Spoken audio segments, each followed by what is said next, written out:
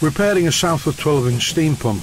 This one is part 12. I'm still not happy with the mechanical state of this steam pump, so it's time to make a new shuttle piston and clear a blockage in the port block.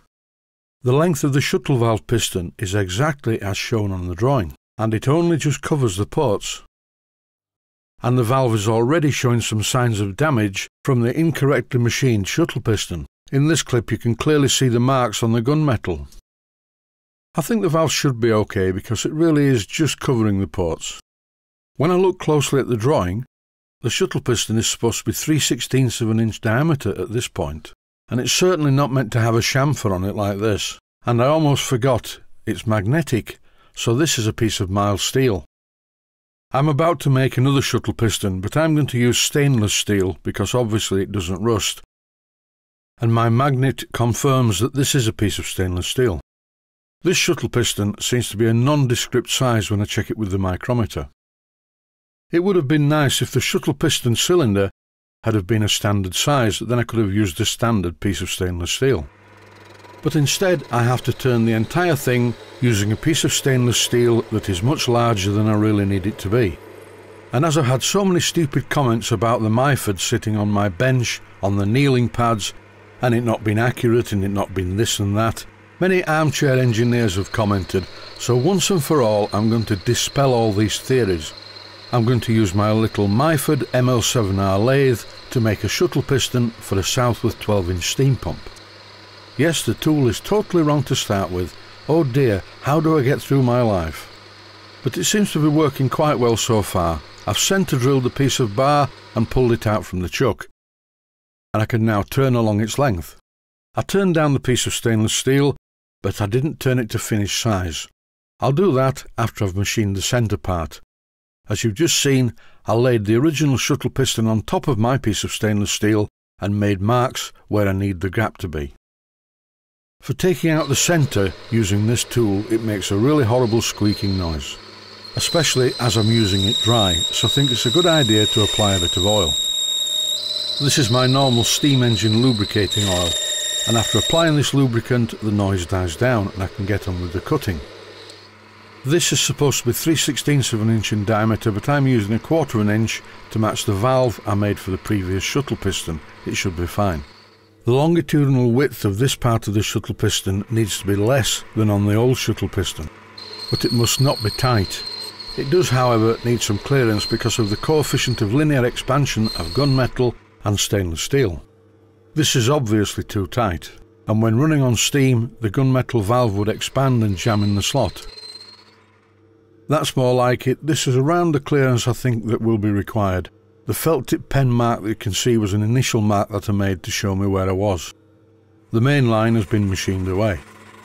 I don't really need to do this because the finish is quite good, but I'm using some wet to dry sandpaper just to polish up the centre part. With this clearance, when the shuttle piston and the shuttle piston valve get hot, I don't think the parts will stick together. I may be wrong on this, but I'll find out when I give it a steam test. I left the machining of the outer diameter of the shuttle piston until now, because if I'd have done it the other way round and machined the outer diameter to the correct diameter and the part got slightly bent by the centre machining process, that would have been a problem. I would like to take the opportunity to say, watch the micrometer. I'm running this sequence in slow motion so that anyone who wrote in to comment that I'd done this job wrong and it wasn't going to do this and it wasn't going to do that was entirely incorrect. As you can see, the micrometer tells me that this piece of bar is the same diameter at one end as it is at the other end, exactly the same diameter, so the little Myford on its kneeling pad base is machining very well indeed. And as this is between centres, it's also telling me that the tailstock is not offset and is perfectly in the middle. So no more silly comments about this lathe, I've had enough of them. Because I don't have a tool holder for this parting tool and I couldn't be bothered taking it out of this tool holder, mounting it in one in the Myford, I just took the whole thing over to the Boxford lathe, and here I'm machining a groove, first at one end and then at the other end, and this groove is to take an O-ring at each end. And the groove needs to be deep enough and wide enough to accommodate this O-ring, so I'm having to take another cut to widen the groove. I've also made the groove slightly deeper. If you want to see what the tolerances for various sizes of O-rings are, please type something like O-ring tolerances into the internet search engine that we all know and love. I'm using plenty of lubrication for this job because don't forget this stuff is stainless steel and you must keep the tool moving, and I don't want to snap it off at this late stage of the manufacture of a new shuttle piston. I'm sure you must have figured out why the tailstock's drill chuck is where it is. I'm using it as a stop for when I turn the part over, so that the bit sticking out of the chuck is exactly the same as it was at the other end. The last part of the job was to remove the sharp edges at both ends using a needle file. Health and safety warning: be very careful when filing in the lathe, particularly this close to the chuck, and always make sure that your file has a handle. This clip shows the two shuttle pistons, the badly made one in the foreground and the one that I've made, which is a bit better, at the back. The next part of the job is very straightforward. I fitted a lubricated O-ring on each end of the shuttle piston, and once I'd done that I applied even more oil before fitting the part into the shuttle piston cylinder. In this clip I'm fitting the shuttle piston into the shuttle piston cylinder. Now all I need to do is put the engine back together and see if it works.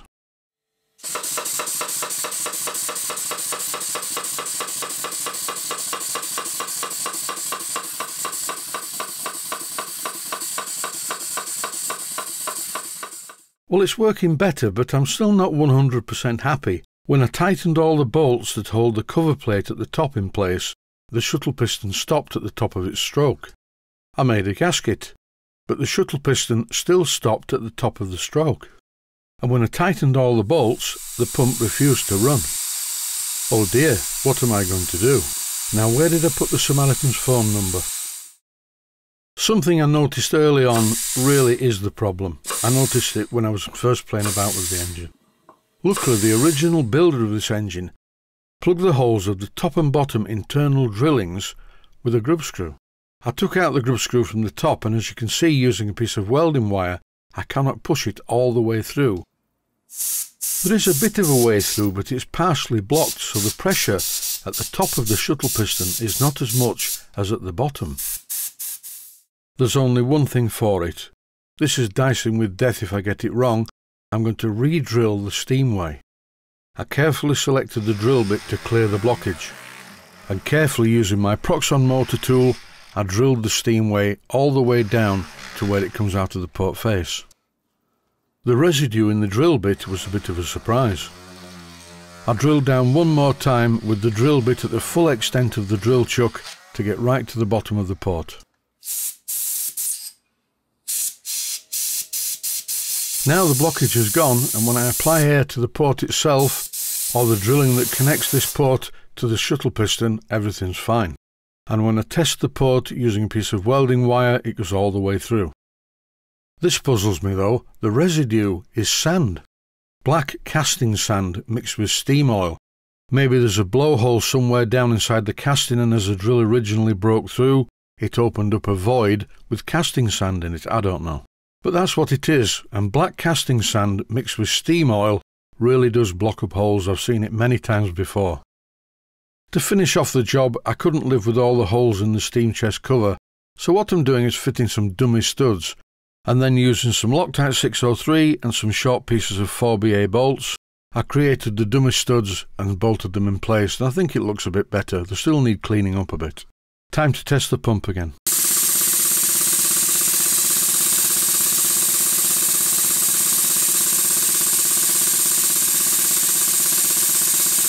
To say that this is an improvement is an understatement.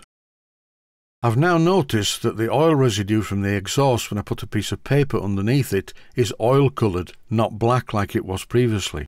It was the black oil that gave the game away. That's it, the pump is now repaired to my satisfaction. I'm going to leave you with it running. Stay healthy, thanks for watching, and I hope you found it useful.